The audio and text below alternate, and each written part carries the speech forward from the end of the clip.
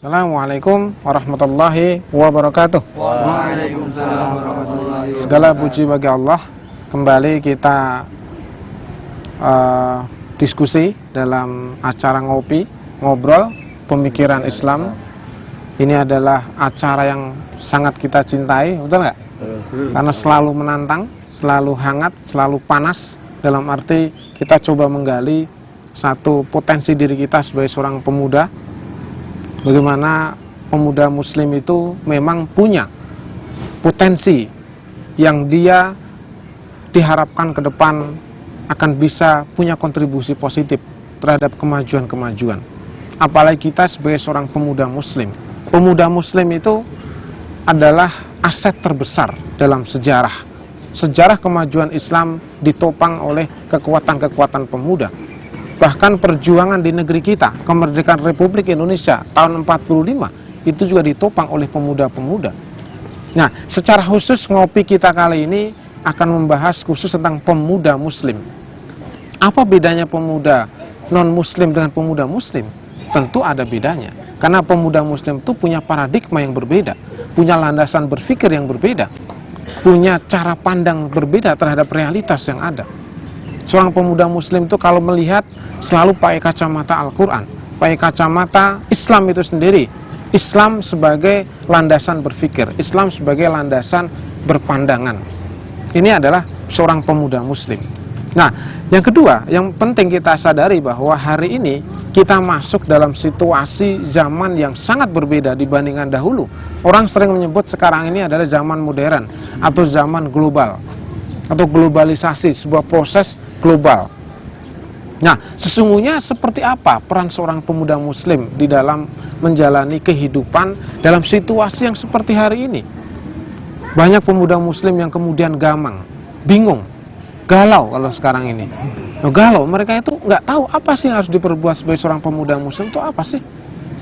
Nah, ini ngopi kita pagi ini akan secara lebih spesifik membicarakan tentang peran pemuda muslim atau karakter pemuda muslim yang harus dibentuk dan bagaimana sikap kita, sikap seorang pemuda di dalam menjalani kehidupan modern hari ini.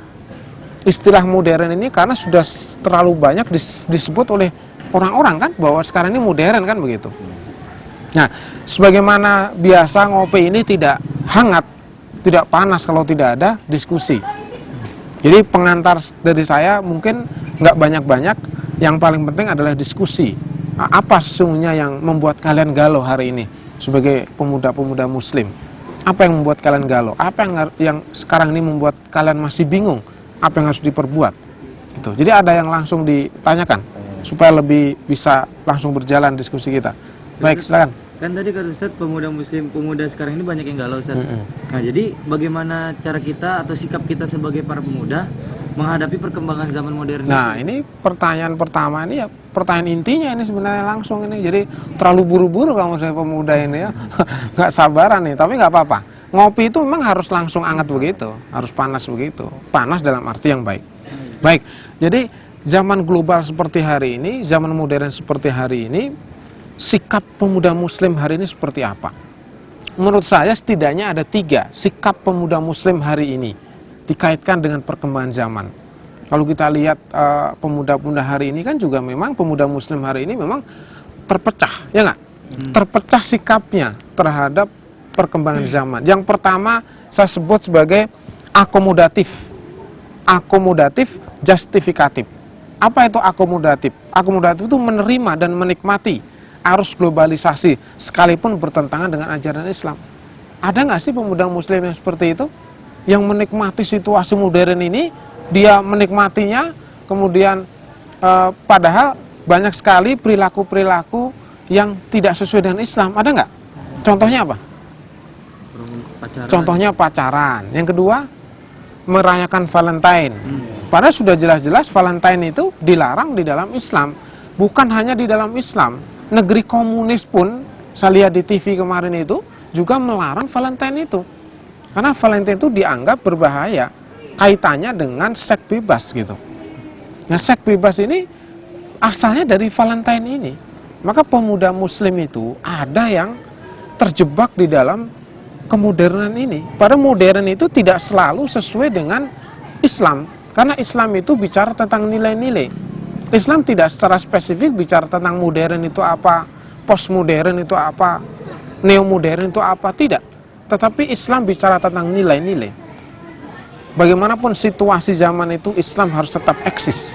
Nah, tetapi sayangnya memang ada pemuda muslim yang justru menerima dan menikmati situasi ini, meskipun bertentangan dengan Islam.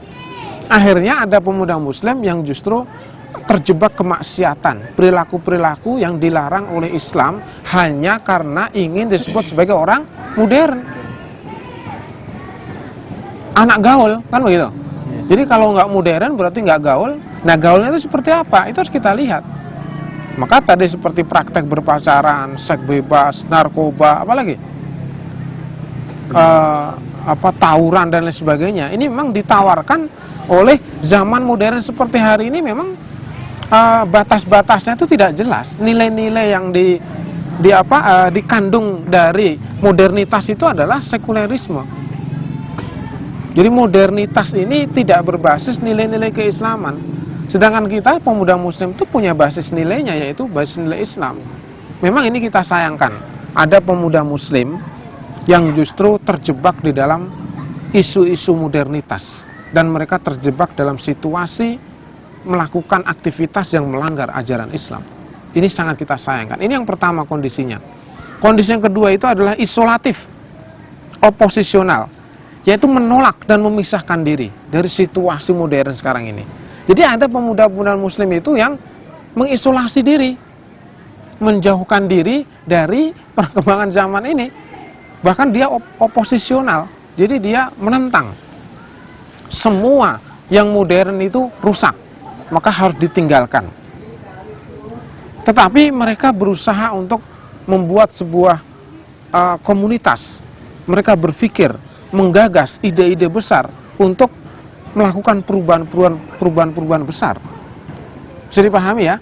Jadi dia, pemuda ini mengisolasi diri, bersembunyi, kemudian dia berkumpul gitu. Kemudian mereka menggagas sebuah ide-ide besar untuk mengubah situasi modern yang tidak selalu bernafaskan Islam. Kira-kira pemuda seperti ini baik apa enggak ya? Jadi dia mengisolasi diri, bersembunyi, kemudian mereka menggagas ide-ide besar untuk memperbaiki kondisi hari ini. Kira-kira bagus apa tidak? Sangat bagus. Nah, apa tuh alasannya? Kok bisa bagus? Karena pedoman dia dan gagasan dia itu berawal dari sesuatu yang suci, yang tidak terkontaminasi dari zaman modern gitu, menurut saya. Artinya Modern ini harus ditolak 100% ya. Ini kan menolak 100% kemodernan, kemudian dia menggagas ide-ide mulia untuk memperbaikinya. Apakah bisa situasi itu dilakukan? Apakah itu bisa direalisasikan gitu? Kalau untuk realisasinya sepertinya sulit, Ustaz. Sulit, tapi jauh lebih baik dibandingkan yang tadi terjebak. Nah, mungkin ada yang lain. Bagus nggak sih orang yang mengasingkan diri dari hiruk-pikuk kehidupan ini, tapi dia memang menggagas sebuah ide-ide besar untuk perbaikan. Bagus apa enggak nih? Enggak 100%. Tidak 100%. Alasannya?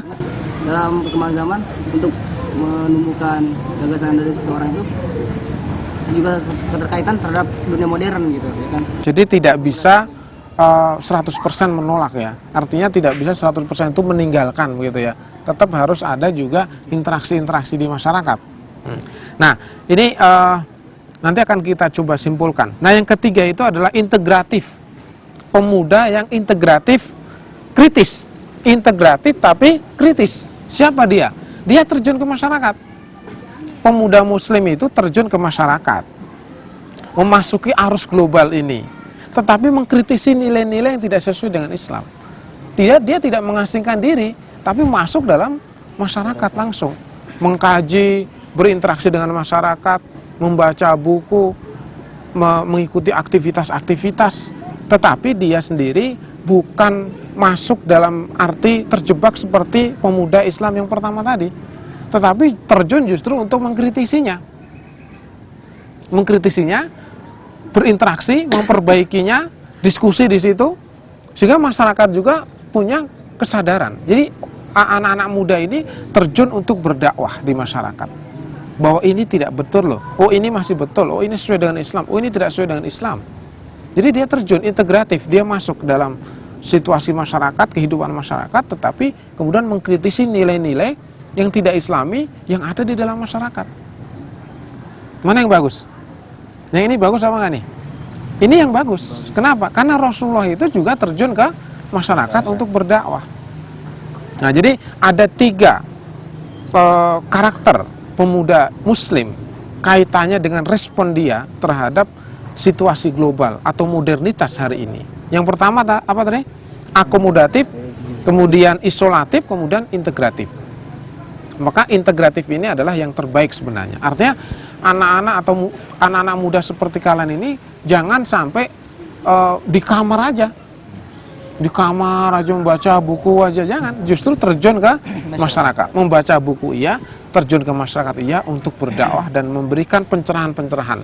Menyadarkan masyarakat mana yang Islami, mana yang tidak Islami, mana yang baik, mana yang buruk, mana yang kita lakukan, mana yang tidak boleh dilakukan. Tentunya pemuda integratif ini tentu juga harus punya modal, ya nggak? Harus punya ilmu, punya sakofah gitu ya, punya sakofah Islamiyah. Kemudian juga mampu memberikan alternatif solusi terkait dengan kondisi modernitas ini. Kita kalau bisa juga menghindari yang kedua, karena Islam tidak mengajarkan orang untuk uzlah dalam arti kemudian tidak berinteraksi sama sekali. Memang uzlah untuk sesaat boleh, ya, merenung untuk sesaat boleh, penting itu, muhasabah itu boleh. Tapi muhasabahnya bukan di hutan selama 2 tahun, bukan. Cukup ketika sholat malam, cukup ketika kita sholat, cukup ketika kita mau tidur, itu kita merenungkan apa yang harus saya lakukan esok hari. Itulah menjadi pemuda Muslim yang integratif, merenung, membekali diri, melayakkan diri, meningkatkan potensi, kemudian bergerak di masyarakat untuk memberikan pencerahan-pencerahan, mengkritisi nilai-nilai modernitas yang tidak sesuai dengan Islam, berdakwah kepada masyarakat, membangun kesadaran masyarakat. Ini jauh lebih penting, ini dinamis. Beginilah seharusnya pemuda, dan beginilah Rasulullah sudah mengajarkan kepada kita. Pemuda Rasulullah, pemuda Muhammad, dia terjun ke lapangan, terjun ke masyarakat. Meskipun sesaat beliau juga bertahandus, ya nggak, di Gua Hira.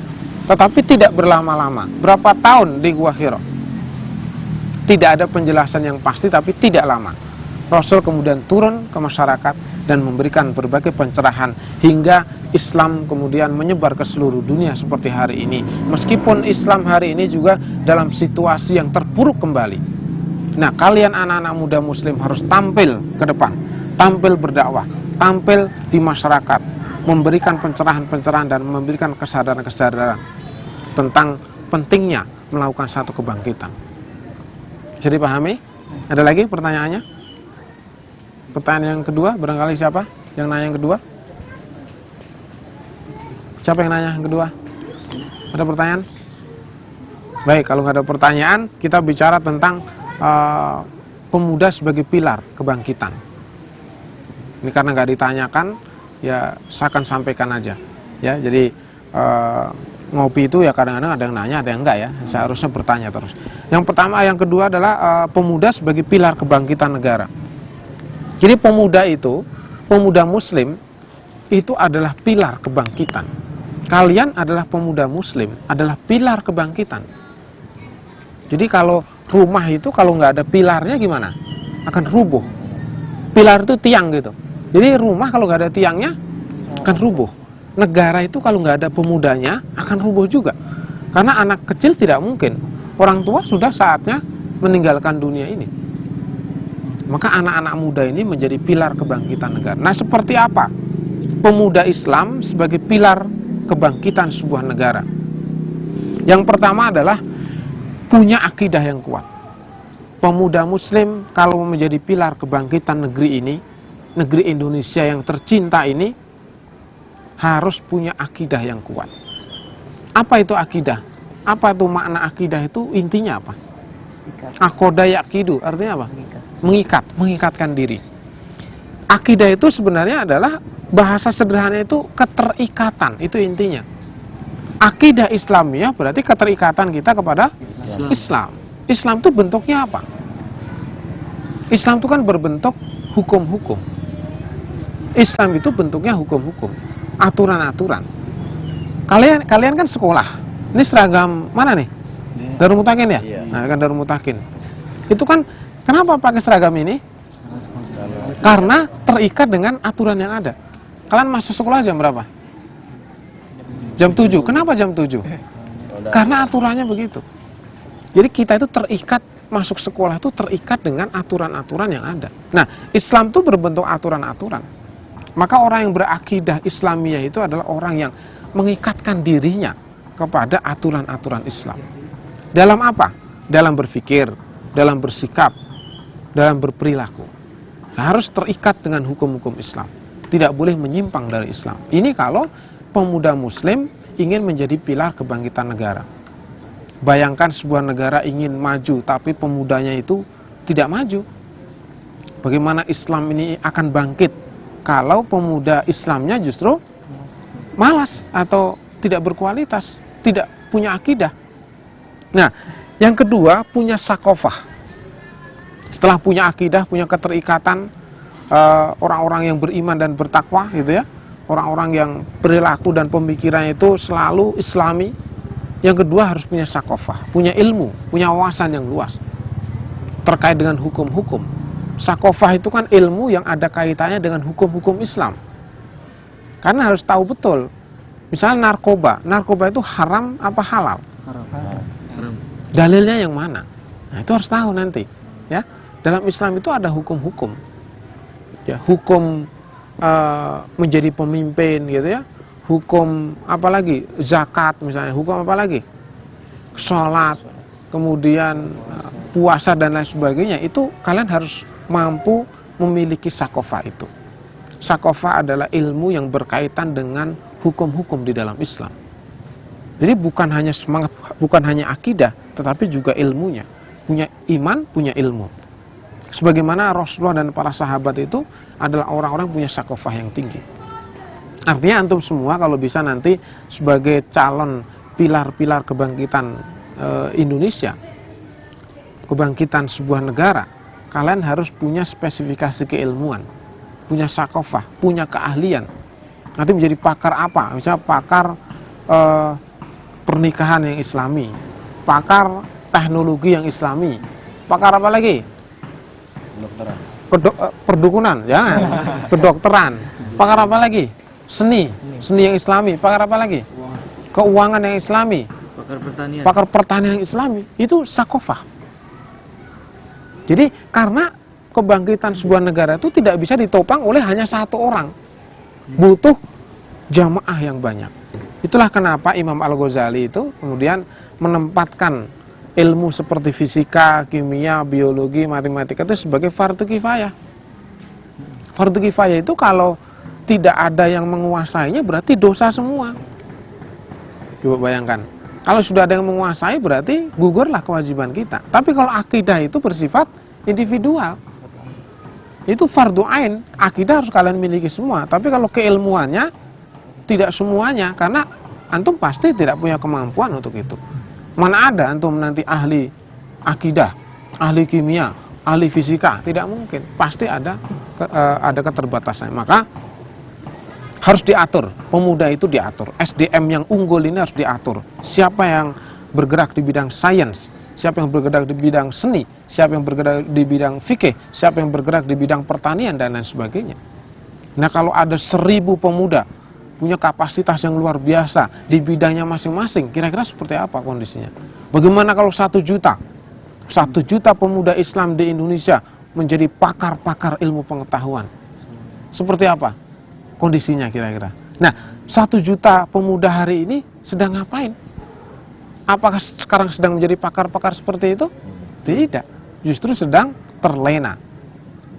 Ya, terlena mereka.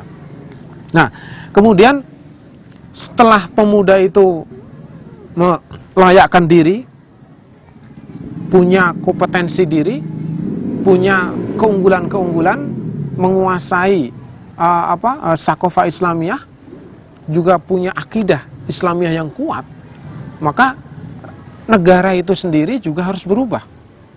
Kalau pemudanya berubah, negaranya tidak berubah, bagaimana? Ya nggak bisa. Nah, negara juga harus berubah. Para pemimpin negeri ini juga harus sadar. Para pemimpin negeri ini kan kebanyakan Muslim kan, dia juga harus sadar. Dia juga harus punya akidah. Apa itu akidah? Mengikatkan diri kepada hukum-hukum Allah. Maka para pemimpin ini juga harus sadar betul untuk mengikatkan diri dia kepada hukum-hukum Allah. Kalau kita ini kan sebagai individu, tapi kalau pemimpin, maka dia membawai sebuah negara. Maka para pemimpin juga harus mengubah diri, mulai mengikatkan diri kepada Allah Subhanahu wa taala, mulai mengubah sistem negeri ini yang tidak islami menjadi negeri yang islami. Harus mulai membuat regulasi berdasarkan Al-Quran dan hadis. Sudah harus mulai ke sana. Sehingga pemuda Islamnya berkualitas, negerinya juga islami. Pemudanya islami, negaranya juga islami. Dengan mengubah ideologi yang ada. Perlu kalian catat bahwa negara-negara itu idealnya punya ideologi yang jelas. Kalau kita lihat Cina, Korea Utara, itu punya ideologi. Ideologinya adalah komunis. Seperti Amerika, Jerman, Prancis, Eropa, dan lain sebagainya, itu punya ideologi namanya kapitalis sekuler. Saya mau nanya, Indonesia ideologinya apa? Nggak jelas. Nggak jelas. Komunis tidak, kapitalis murni tidak, Islam juga tidak. Tetapi Indonesia ini adalah mayoritas Muslim. Maka jika Indonesia ini ingin bangkit, ingin menjadi sebuah negara besar, sebagaimana negara Korea Utara, kemudian Amerika dan sebagainya, maka kita harus memastikan diri. Para pemimpin ini harus betul-betul terikat dengan hukum-hukum Allah. Ini mayoritas Muslim. Allah sendiri sudah punya sebuah aturan-aturan. Maka Indonesia harus mengubah diri berideologi Islam. Setuju nggak? Setuju ya? Nah, harus berideologi Islam. Pemudanya pemuda Islam, negaranya negara yang menerapkan hukum-hukum Islam. Itu akan terjadi satu kebangkitan. Dan pastikan kita yakin betul bahwa ini adalah hukum-hukum dari Allah. Yang menciptakan seluruh manusia juga Allah, menciptakan alam semesta juga Allah. Pasti Allah lebih tahu siapa itu manusia, apa itu alam semesta. Betul nggak? Maka Rasulullah SAW diutus oleh Allah Subhanahu Wa Taala juga untuk rahmat bagi seluruh alam. Yang dibawa oleh Rasulullah adalah komunisme atau Islam. Islam berarti bagaimana rahmatan lil alam itu menjadi kenyataan? Sederhana caranya, yaitu dengan menerapkan Islam itu sendiri di dunia ini. Maka akan terasa itu rahmatan lil alamin itu. Kebangkitan Islam dengan ideologi Islam itu menghajatkan sebuah sistem yang islami, baik ekonominya, politiknya, pendidikannya, budayanya, ya, seni dan lain sebagainya. Seluruh aspek kehidupan ini harus didasarkan oleh nilai-nilai keislaman. Ini baru akan terjadi sebuah kebangkitan, sebuah perubahan besar negeri ini. Jadi bayangannya adalah Indonesia bangkit dan maju dengan ideologi Islam. Kira-kira seperti itu. Ada pertanyaan lagi? Terakhir, silakan.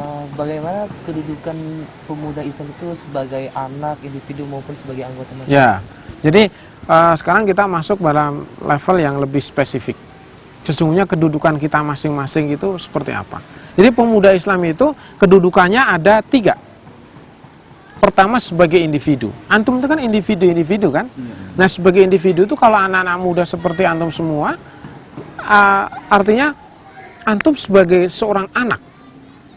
Sebagai individu tadi sudah, tapi antum juga sebagai seorang anak. Di rumah kan masih punya ayah, punya ibu kan? Berarti sebagai seorang anak. Kedudukan sebagai seorang anak. Nah kedudukan sebagai seorang anak itu kalau pemuda Islam itu harus menjadi anak yang soleh. Anak yang soleh adalah anak yang taat kepada orang tua selama orang tua itu memerintahkan untuk taat kepada Allah. Tapi kalau orang tua menyuruh untuk tidak taat kepada Allah, maka kita harus tidak boleh taat. Dan kita harus mengingatkan dengan cara-cara yang baik. Yang kedua adalah sebagai individu, sudah ya tadi sebagai individu, kita sebagai hamba Allah. Yang kedua adalah sebagai anak di keluarga. Yang ketiga sebagai anggota masyarakat. Pemuda Muslim sebagai anggota masyarakat harus menjadi agent of change, menjadi pencerah-pencerah masyarakat, menjadi orang-orang yang mempelopori kebaikan, menjadi orang-orang yang selalu tampil untuk memberikan solusi atas masalah-masalah yang dihadapi masyarakat.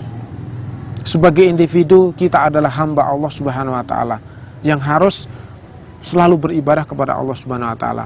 Wa ma khalaqtul jinna wal insa illa liya'budun. Surat apa itu? Az-Zariyat ayat 65. Qul inna sholati wa nusuki wa mahyaya wa mamati lillahi rabbil alamin. Surat Al-An'am 162. Itu Anda sebagai individu. Anda sebagai anak di rumah harus mentaati orang tua, menghargai orang tua. Selama orang tua itu baik kepada kita, kita taat. Kalau orang tua tidak baik, kita tetap menghormatinya. Jangan sampai kita kemudian menjadi anak yang durhaka. Kita menjadi anak yang dibanggakan oleh keluarga kita. Itu sebagai anak. Dan sebagai masyarakat, anggota masyarakat, saatnya kita tampil. Saatnya kita turun ke masyarakat. Saatnya kita memberikan pencerahan-pencerahan. Memberikan solusi-solusi atas problem-problem yang ada. Nah, saya kira ini adalah akhir dari diskusi kita, ngopi kita kali ini, ngobrol pemikiran Islam, yang judulnya adalah karakter pemuda Islam. Ada 3 hal yang sangat penting di sini. Yang pertama adalah respon pemuda Islam terhadap modernitas yang ada. Kemudian pemuda sebagai pilar kebangkitan sebuah negara. Kemudian yang terakhir adalah kedudukan pemuda itu sendiri, baik sebagai anak, sebagai individu maupun sebagai anggota masyarakat. Nah, saya kira ngopi kita pagi ini kita cukupkan sekian dulu. Kita akan ketemu lagi dalam acara-acara ngopi berikutnya. Tapi ngomong-ngomong, udah panas apa belum ini? Belum panas ya? Masih adem-adem aja? Atau ada yang sudah panas? Nah, kalau sudah panas, karena waktu juga yang memisahkan kita, insya Allah kita akan ketemu di lain waktu. Siapkan pertanyaan-pertanyaannya, sehingga kita ini betul-betul situasi seperti ini adalah situasi yang sangat mahal. Jarang loh anak-anak muda yang mau diskusi tentang keislaman begini. Biasanya anak-anak muda kemana jam-jam segini? Nongkrong di jalan. Nongkrongnya lagi ngapain? Ngerokok. Ya ngerokok, begitu apa sih gitu. Nah, kita anak-anak muda bisa kumpul begini luar biasa. Saya bersyukur masih ada anak-anak muda seperti kalian. Cukup dengan 6 pemuda seperti ini, karena kalau saya udah tua, pemuda seperti ini dengan kapasitas yang luar biasa sudah mampu terjun ke masyarakat dan memberikan pencerahan-pencerahan. Setuju? Setuju. Baik, kita akan ketemu lagi di lain waktu dengan acara yang sama, ngopi. Semoga tetap semangat kita, tetap berpikir, tetap melayakkan diri kita menjadi pemuda muslim. Semoga antum semua betul-betul menjadi pemuda muslim, pembangkit negeri ini, menjadi pilar-pilar negeri ini, sehingga kelak dari tangan-tangan kalian, dari pikiran-pikiran kalian, Indonesia kembali menjadi negara yang berjaya, negara yang bangkit dengan Islam. Billahi taufik wal hidayah. Assalamualaikum warahmatullahi wabarakatuh.